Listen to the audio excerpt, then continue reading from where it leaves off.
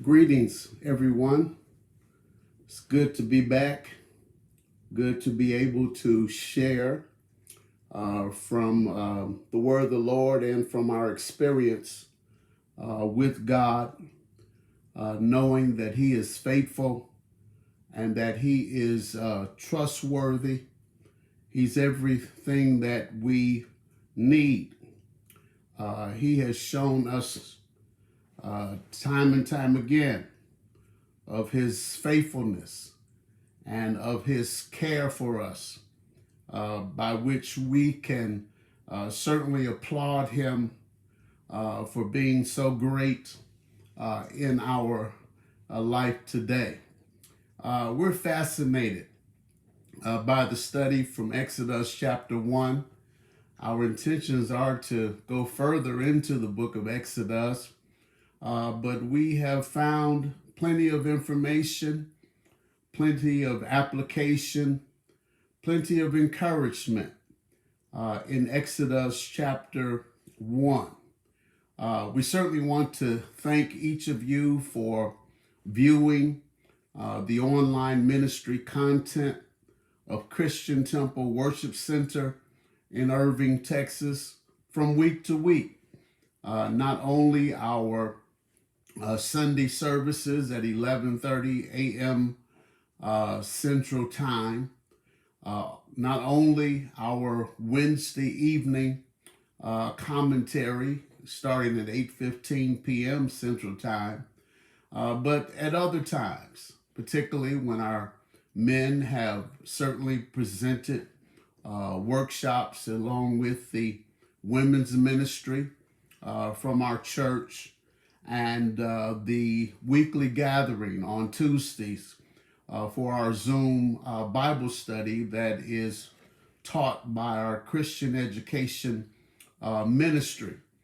So we're excited to share what the Lord has given us to be a blessing to you, hopefully to encourage you, hopefully to give you a word that will build you in your faith and in your commitment to the Lord. We are inspired by God's greatness. We are inspired by the experiences that we've had with Him and with life, in which God has been there for us. And we have, and I'm sure you do too, have a story to tell. A story of His blessings, a story of the mighty works that He does, a story of how He has done some amazing things to position us for where we are today. We have nothing but good news to tell you about the Lord, good news to share with you about how God demonstrates His love and His compassion toward each of us from day to day. Now, last week, we recapped Israel's situation and continued productivity in the land of Egypt. They experienced change in their relationship with the rulers of Egypt, but they kept on growing and they got stronger in a very hostile environment. That is something that really certainly speaks volumes concerning the Lord's ability to bless you even in the land of your troubles, to bless you even during your struggles. It speaks volumes about God's commitment to us and to His people, that we will continue to be productive regardless of what situation we find ourselves in. You know, things can change quickly without your consent. No one asks you for your opinion or your approval for things to change all around you. No one took a survey to find out if this was a good time for you to experience change. But change can happen quickly. So the question is, how do you deal with change? Do you go off on the deep end? How do you deal with change? Do you adapt? Do you adjust? How do you deal with change? Do you feel the grief of changes? Do you feel the burden associated with change? Do you resist change in your life? Things can change quickly, and it is important for us to find a way to deal with change. I can't help but to recall Paul's expression when he says, I've learned that in whatsoever state, whatsoever condition I'm in, I've learned to be content. So Paul's thought, Paul's philosophy, Paul's method of dealing with change was that seemingly he adjusted, he adapted, but he did not let change ruin his spirit. I've learned, through experience, I've learned to be content. The Lord can give you contentment in your times of change. He can give you peace when seemingly everything around you is falling apart. He can help you to develop the right attitude to deal with the changes that you must endure. And sometimes the attitude issue is really big for us, because sometimes if we don't think correctly toward change or about change, our attitudes can bring us very low. If we don't deal correctly with change, we are caught up in an endless cycle of deterioration, whereby we become our own worst enemy through our own thoughts and through our own beliefs, negative beliefs about the situation. How do you deal with change? How do you respond to difficult times? My hope is that difficult times will make you.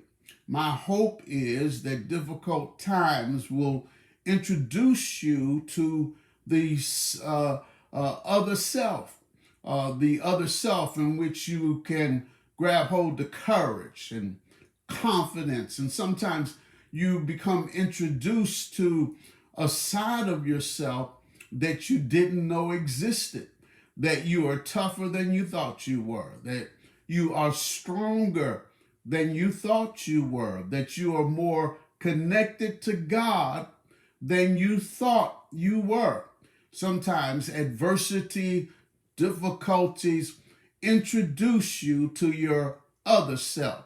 And the hope is that once that introduction occurs and you come out of your struggle and your trouble, and even if you stay in your struggle, that from that point on, that you will be able to sense the growth that has taken place in you because you went through something. How will you respond to difficult times? There are some times or some things to discover about dealing with circumstances that go against you.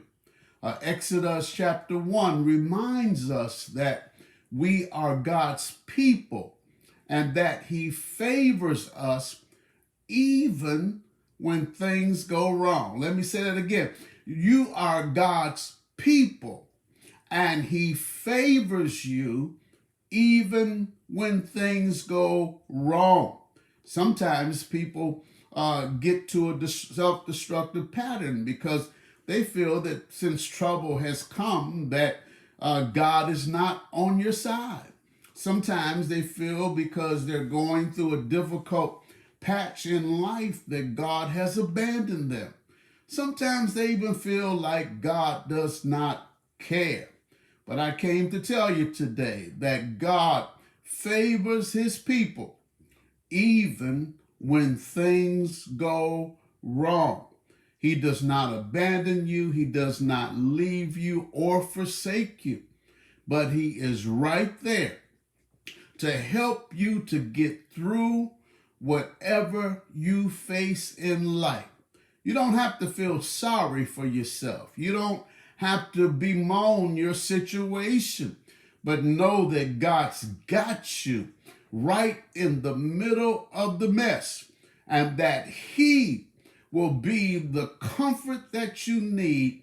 He will be the strength that you need in the time of trouble. Now, before I get out of here, let's consider Israel contending with a new Egyptian king and the taskmasters who were determined to overwhelm them. Notice that the king's plan backfires. The text says the more Israel was burdened and afflicted, the more they multiplied and grew. God's people kept living their life and moving forward at the same time. They had every reason to be stunted in their growth and to be stopped in their track, but they kept on growing. God has designed you for better. God has determined better for you. Don't give up. Don't give up hope. Don't give up on God, but know that you can make it through the storm and the rain. Know that God is thinking about you, knowing that God has positioned you for greater.